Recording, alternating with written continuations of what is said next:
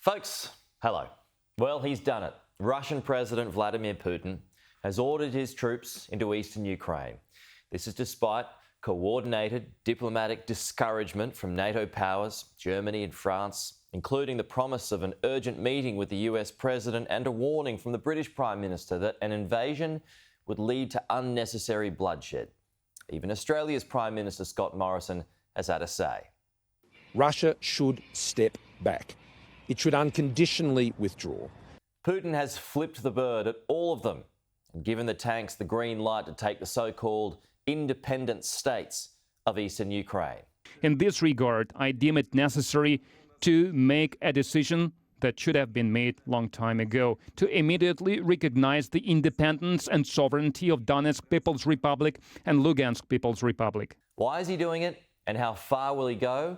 Like most dictators through history, Putin normally plays his cards close to his chest. But on this topic, he has laid them all out on the table.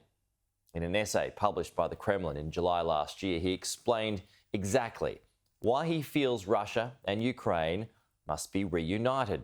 They are one people, he said. Their common culture, language and politics stretch back to the beginning of Ancient Rus and more than 1,000 years ago when Kiev, now the capital of Ukraine, was the regime's centre of power. Putin is not critical of Ukrainians, who he calls hard-working, hospitable people with an affection towards Russia that is warmly reciprocated. Rather, he blames other countries and Ukrainian authorities for the checkered political alliance over the centuries. He says that during the Russian Empire of the 18th and 19th centuries, Belarusians, as Ukrainians were formerly known at the time, helped build a big common country, its statehood, culture and science. They participated in the exploration and development of the Urals, Siberia, the Caucasus and the Far East. When the empire became known as the Soviet Union a century ago, it was led at different times by Khrushchev and Brezhnev, who both grew up in Ukraine. Putin says this is as if it was a good thing to become the leader of an oppressive, communist, militaristic dictatorship, because to Putin, that's exactly what it is. In fact, to Russia's president, those were the nation's glory days. Советского Союза было крупнейшей геополитической катастрофой века. Not all Ukrainians agree. Under the Soviets in 1932 and 33, Ukraine suffered a famine, the nation's greatest peacetime disaster, in which between 3 and 5 million people starved to death. Historians still debate it, but many believe it was the result of the Soviet government under Joseph Stalin requisitioning Ukraine's harvests, causing genocide in Ukraine. In his essay, Putin says this version of events is Ukraine's ruling elite rewriting history.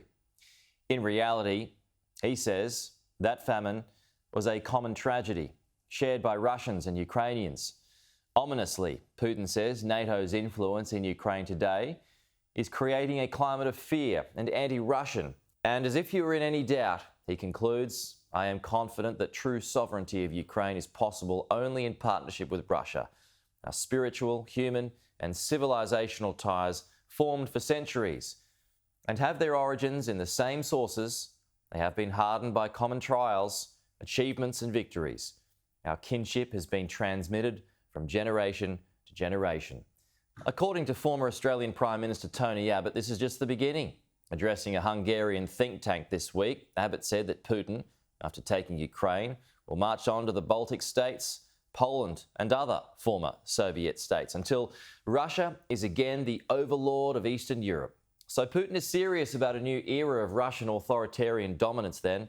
The only question now is the West serious about stopping him? Thanks for watching, and please support this channel by liking, sharing and subscribing below. See you next week.